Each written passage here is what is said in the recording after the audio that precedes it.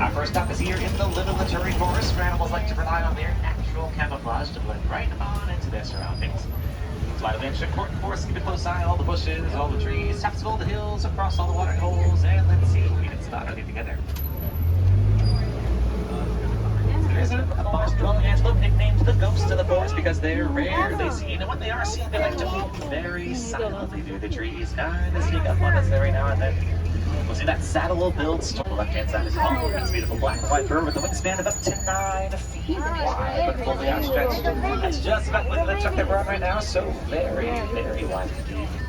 If we're able to see, we'll look just out there on our right-hand side toward the top of the hill. Between all the bamboo up there is an okapi. That rhino is the smallest of the rhino species. They weigh only about 3,500 pounds. Not quite tiny, but definitely small compared to other rhinos, that's for sure. They are unfortunately poached out in the wild for their horns, which are made of keratin, the same material as our hair and fingernails. Temperature-wise, up here on there. We'll find some pink-backed pelicans here to our right. They get their name from the delicate pink coloring that appears on the skin of their backs during the eating season, almost like they're blushing. And they do prefer to feed in quieter backwaters like these. And we see a bit of a ripple in the water here to the right-hand side. Very closely down there on the right, you will see a dark object gliding along down there. Directly to our right now. Keep your eyes up for even more hippos in the area, though. They can swim, but if you prefer to walk or any gliding objects way down there that might look like big submerged rocks till they start to move. They will come fully onto the riverbank, mainly at nighttime, to graze for their food, and they're certainly not an animal that you want to mess with up here on land. Believe it or not, they can charge you fees up to 35 miles an hour. And for reference, we're currently charging along, if you will, at a solid 4 miles an hour, so they would certainly beat us in a race, no doubt about it. The name for group of hippos is a bloat, and the name for a group of pelicans is a pod, and that was also a pod of pink-backed pelicans we saw back there. Look out there across the river. Just down there, there are a couple more hippos by the farthest back waterfall. And there are some Nile crocodiles there on the left-hand side as well. Ooh, alligator. Crocodiles between 10 and 20 feet long and this tall.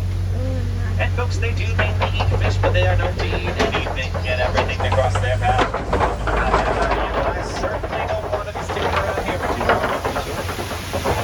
So as a matter of fact, let's get out of here.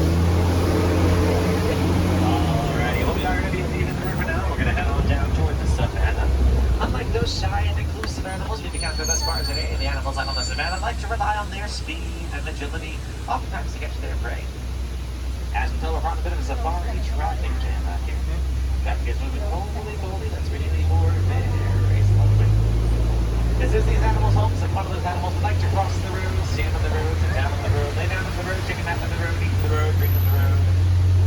Any or all of the above, any combination, we have just facts like that. Their home, we are merely visitors. We are getting closer and closer to the sun, even if it doesn't feel like it. The vegetation will start to thin out a bit. We'll go to see some more animals up ahead in just a little while.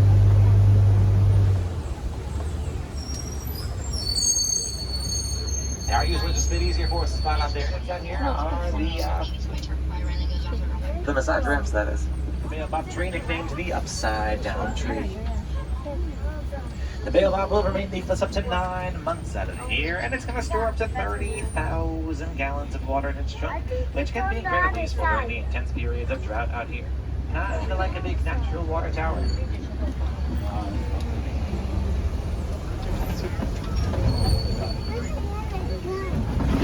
If we turn though just like that, looks like we've made our way out onto the savannah, which is home to some of Africa's most famous and well-known animals, such as lions, giraffes, and zebras, to just a few. Once again, folks, be sure to keep your eye on the animal spot and data over your head of the truck, and of course another eye on our beautiful surroundings here. And let's see what else we can spot out here together today.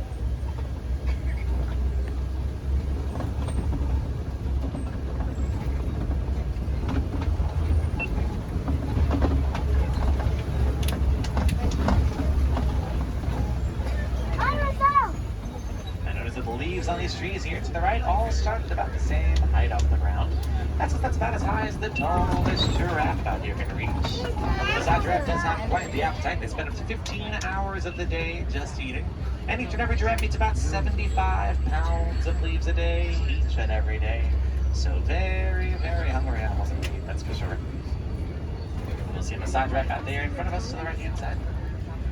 The massage rack can reach heights approximately 17 feet tall. They're also well known for their incredibly long prehensile tongues, which can reach lengths of 18 inches long. That's about the length of the tip of your pointer finger all the way up to your elbow. A prehensile is just a fancy word that means they also use their tongues to clean out their own eyes and ears. Not sure I tasted out of beef, but that's just me. Different strokes for different folks, I guess. Right over here in the cave to the left-hand side, we're going to find some African wild dogs enjoying the shade out there. It's their black, brown, and white splotchy coats. They kind of do blend into their surroundings pretty well. They're closer to the fox than they are to the domestic dog or to the hyena. Seemingly gentle. See some beautiful zebras. Looks like they will be on either side of us. A couple of zebras born. The baby's going to memorize its mother's coat to help differentiate her from the rest of the group. Anyways, I can tell you all that these hard-nosed mountain zebras here to our left and right are in fact black with white stripes. You can tell that by looking at their noses, which are black. There are other species of zebra though that have a light pink nose, which suggests that those species are white with black stripes. Long story short, different species do in fact have different ways. And we're also passing by some termite mounds here on either side of us. Termite mounds are as strong as concrete. They can reach heights of 20 feet tall, and they're made of a mix of soil, saliva, and dung. They aren't only used by termites though. Elephants also like to grind their tusks up against them. And once they're ground down far enough, the antelopes will stand on them. Gives themselves a much better view of their surroundings.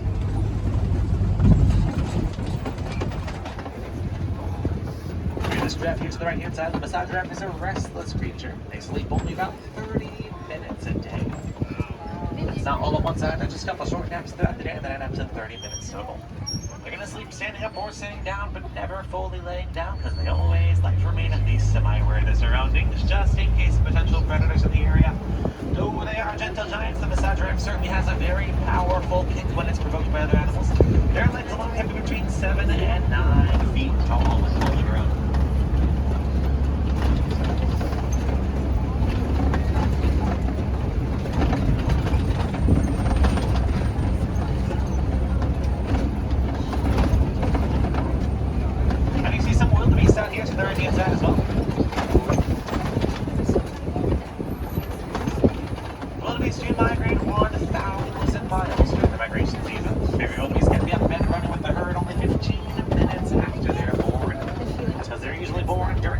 Season, and in just a bit of a tough love approach, they've got no choice but to keep up with the herd, or as the name might suggest. When they're in large groups like this, they are sometimes referred to as a confusion or an implausibility. That's because when one wildebeest starts to run, all the others will start running too, even if they're not quite sure why they're running or where they're running. Once again, though, they do migrate 1,000 miles yearly, so they do run with attention most of the time. I did mention that the massage giraffe sleeps standing up. They also give birth standing up too, which means that the very first thing each and every baby giraffe experiences is a 6 to 8 foot drop to the ground.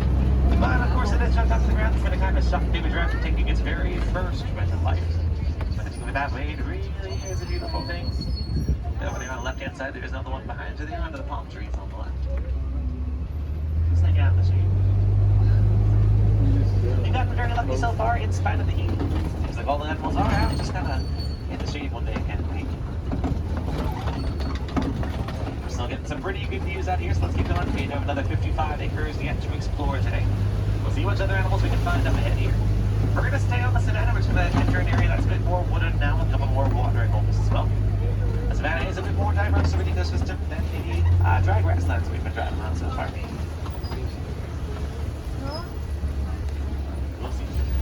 Using their prehensile trunks to grab the grass off the ground and bring it right into their mouth. They do have more muscle in theirs than we humans have in our entire bodies, believe it or not.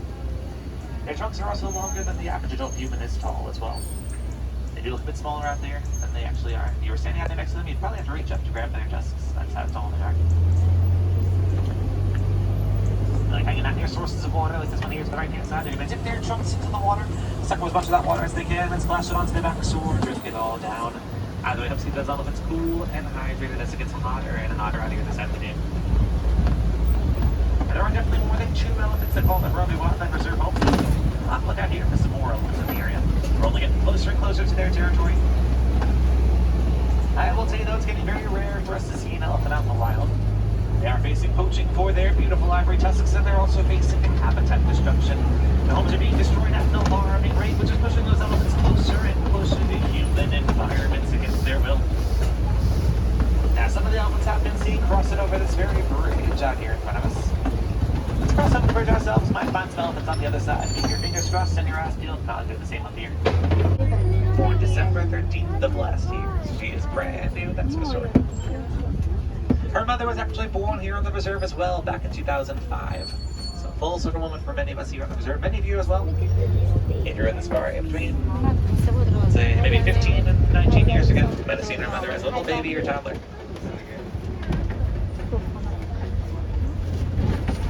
Now she is a bit bigger than she looks out there. She's actually 3 feet tall, 300 pounds. Folks, we are going to get very rare to see. The elephant's gone for a little swim here on the left-hand side.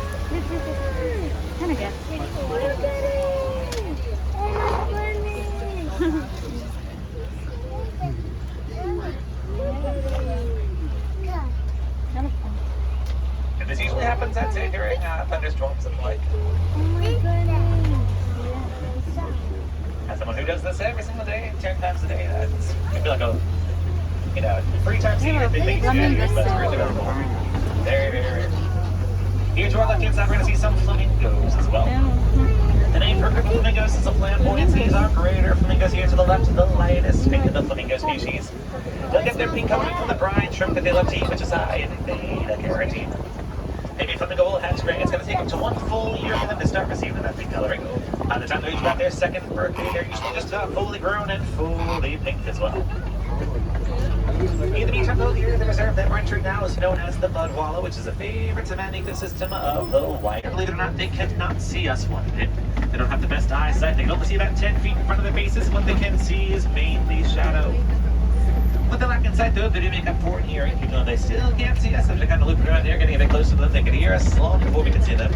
They can probably even hear that elephant going for a swim back there. Hear him splashing around in the water. You notice they're just about the same color as the black rhino we saw earlier. That's because they received that name, white rhino, from a miscommunication.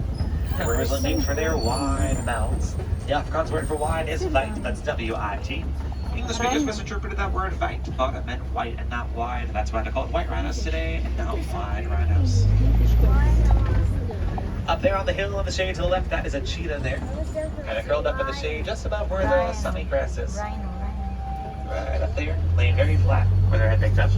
The cheetah is the fastest land animal that can charge at speeds of 60 miles an hour, attaining that speed in just 3 seconds from a standing position. Keep your eyes up for some more in the area. They're pretty hard to spot. They blend in very well, despite their very distinctly patterned coats. Of course, the cheetah is a sprinter, not an endurance runner. You'll only get to sustain that speed for a couple hundred yards at a time before tiring out. There are a couple more out here in front of us to the left-hand side. You'll see the hedges there. Look just past the hedges up there on the hill. Right under the bushes up there. Might see them through these trees here as we slowly pass by. They're the only big cat hunt during the daytime, and they're also the only big cat that can purr as well. But in the meantime, speaking of big cats, we're coming up on the Kobe up on the right. Waterbuck is an antelope that prefers aquatic environments, and they're well known for their distinct heart-shaped noses as well. Luckily, it's not raining because the waterbuck will emit a smelly secretion to make their coats water-resistant to times of heavy rain. We'd be plugging our noses with a very smelly secretion that we hear on the reserve. Like I said, but the waterbuck is just so stinking cute. It's better than ours as a night. They take advantage of their natural night vision to help guide them through the nightly hunt. I'd be deep asleep inside their cave right about now. We didn't see the baby elephant, and we saw an elephant swimming, so I'll take that in exchange. Now, I think I might have seen an elephant. Down under where the rocks are there. Might have seen just a little glimpse. I think they might have been heading into their cave. We might have just missed them here. They'll stay in that cave for the rest of the afternoon, though. They'll emerge just around sunset when it gets a bit darker and cooler out here. In the meantime, though, it looks like Pumbaa must have bought some real estate near Simbinala. These are warthog burrows here, like to reuse burrows made by other animals. They also like to completely bury their entire bodies in mud, which will protect against intense heat and bother some insects too. Another water bug out there to the right-hand side. Species, but despite their large wingspan, they are, of course, a flightless bird. And by large, I do mean large. The females can be up to 7 feet tall. The males make the females look small. They're usually about 9 feet tall. Taller than any of us on board. Pretty tall for a bird, I've got to say. There are some ostrich eggs there on the grass to the right-hand side. The ostrich eggs are incredibly strong and incredibly heavy as well. The average adult human could stand on one of those with their full body weight and not even crack it. And one ostrich egg weighs about the same as 2 dozen chicken eggs. Very strong and quite heavy indeed, practically indestructible. In the meantime, though, we are leaving this event now, but we do have just one more stop to make before we get back to the village, and that stop is here in Pagani Glen Treasure Town. Pagani Glen is home to the most of our reserve warden, which we can start to see up ahead here through the trees. The reserve warden is in charge of taking care of all the animals out here on the reserve, a very important responsibility, as you might imagine. And folks, looks as though the warden has domesticated some Nigerian dwarf goats here. One on top of the hill there on his side. They are in fact fully grown adults. This is just about as big as they're going to get, hence their name, dwarf goats. They're one of 2 commonly domesticated animals out here on the reserve. They're domesticated by the villagers for a pig for their milk. Their milk has a very sweet taste and is beneficial to us villagers, both nutritionally and financially. The goats are also known for their highly playful nature as well. It's their playful nature that will help them to establish dominance within the group. In the meantime,